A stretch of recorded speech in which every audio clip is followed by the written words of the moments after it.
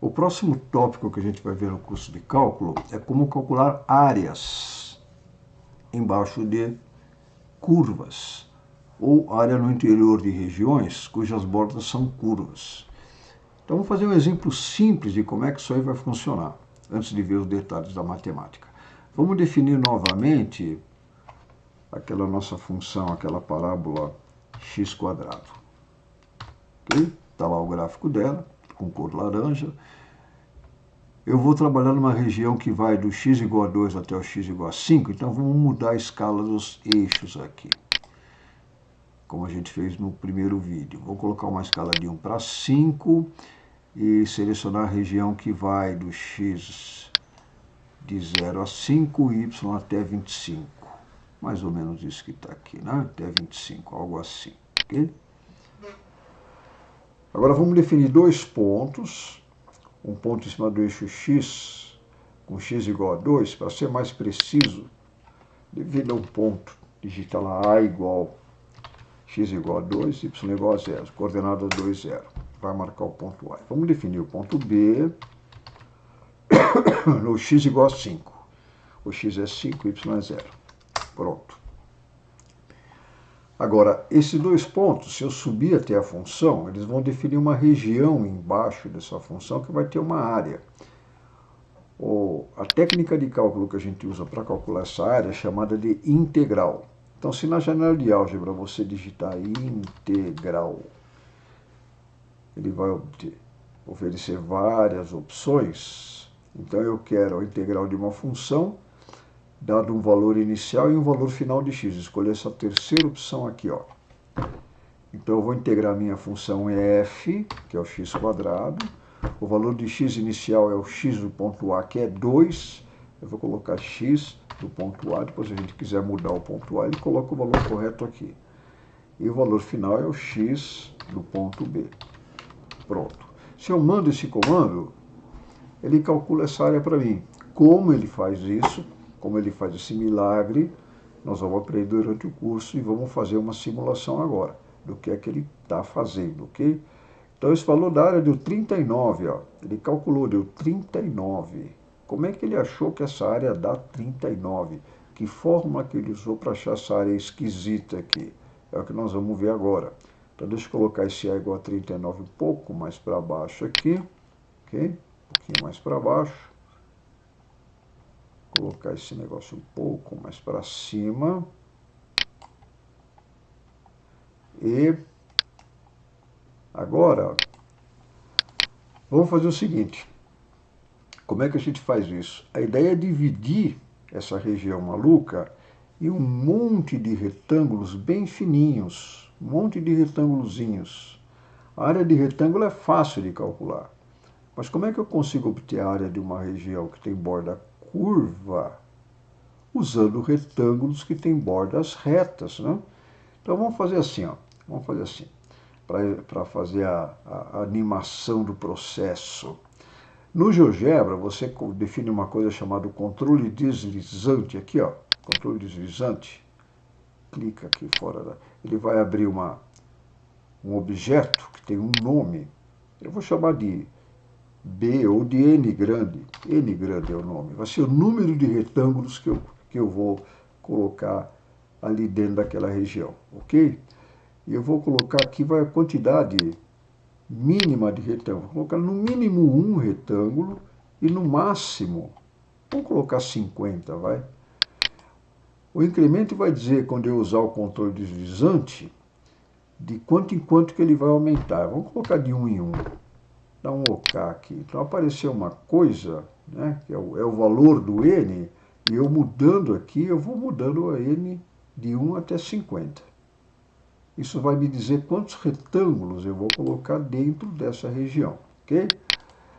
No GeoGebra, cliquei mais uma vez, não é o caso.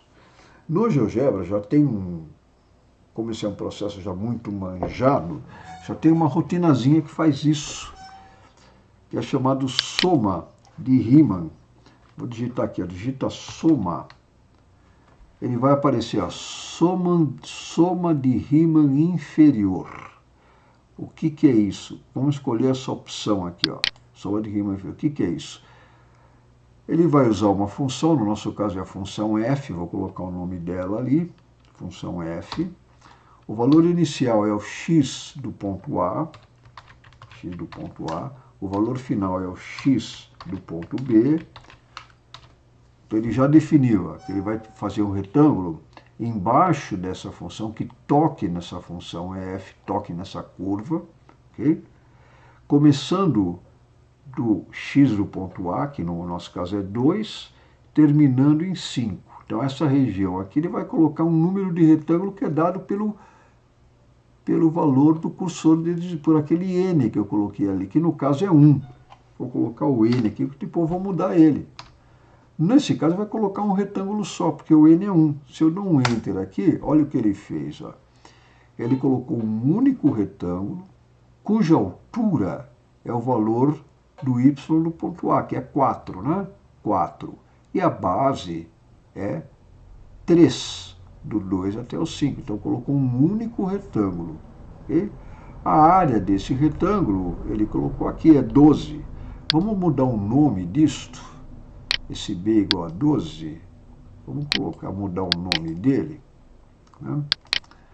Para a gente ver o que... O nome dele é soma... A gente já vai ver por que aparece soma inferior. Soma inferior. Ok? Muito bom. Então, a soma inferior é 12. Esse 39 é a área correta que ele calculou com aquela função integral que a gente vai aprender como é que ele faz isso. Então, eu vou chamar de área. Esse é o valor correto da área. Okay? A soma inferior, vamos mudar a cor dessa soma inferior também. Ó. Vamos colocar ela com uma cor verdinha assim. Né? Okay? Uma cor um pouco mais forte, né, para aparecer o nome. Certinho? Estou colocando apenas um retângulo. A área desse retângulo é 12. Okay? A área desse retângulo é 12. A área que eu quero achar é aquela área que está em laranja, salmão, né, que é 39, o valor correto. Agora vamos pegar uma outra função, que é a soma de Riemann superior. Então ele vai pegar também esse retângulo, esse único retângulo. Só que em vez de começar a pegar a altura do ponto A, ele vai pegar a altura máxima, que é do ponto B. Então vai pegar um retângulo grandão aqui. Então a função é o f, o valor do x inicial é o A, e o x final é o x do ponto B. Ok? E o número de retângulos é o n, aquela minha barrinha. Então, a hora que eu mando isso aqui, aparece um retângulo grandão, né? Que é uma estimativa superior daquela área que eu quero calcular. Deu 75. Vamos mudar o nome dela aqui. Ó. Se eu coloco isso aqui fora, ele não deixa posicionar direito as coisas aqui, eu não sei exatamente porquê, tá? Então, esse 75 é a soma superior. Vamos chamar de soma superior, ok? Cor, vamos colocar um violetazinho assim claro, ok? Pronto. Esse retângulo grandão, a área dele é 75. Conferindo, ó, a base desse retângulo é 5, né? E a altura desse retângulo, ele começa... A altura é 25, né? 25. Okay? A base é 3, né? De 2 a 5. Falei, a base não é 5, é 3. De 2 até o 5, a base é 3. A altura é 25, então a área é 75. Ótimo. Eu sei que a minha área correta vale 39, que é a área embaixo da curva, embaixo da parábola. Agora, se eu mudar o n, ele vai colocar mais de um retângulo. Vamos colocar 2 retângulos agora. Agora ele faz a mesma coisa com 2 retângulos. Colocando com 2 retângulos, a soma inferior deu 24 e 34. Ó. A superior deu 55, mas a área correta é 39. Aumentando o número de retângulos, quanto mais retângulos você colocar, vamos colocar 10 retângulos. Ó. com 10 retângulos. 10 retângulos. Já ficou bem próximo, né? Os retângulos verdes, se vocês... Por isso que é uma soma, né? Agora deu para entender o que ele quer dizer com soma. Ele divide em 10 retângulos, esse intervalo em 10 retângulos. A altura de cada retângulo, ele pode escolher ou pega o valor inicial ou o valor final aqui de cada intervalo. Por isso que tem os retângulos que dão uma... é chamada soma inferior, né? Se eu somar os retângulos verdes, eu vou ter uma área menor do que a área que eu quero. Se eu pegar os outros retângulos violeta, eu vou ter uma área maior do que aquela que eu quero. E à medida que eu aumento o número de retângulos, a área dos dois se aproxima da área que eu quero. É de novo um processo de limite, né? Vamos aumentando o N lá. Agora é só deslizar, segurar com o mouse lá e vai aumentando, aumentando, aumentando. A hora que eu tiver 50 retângulos, tá? A área correta é 39.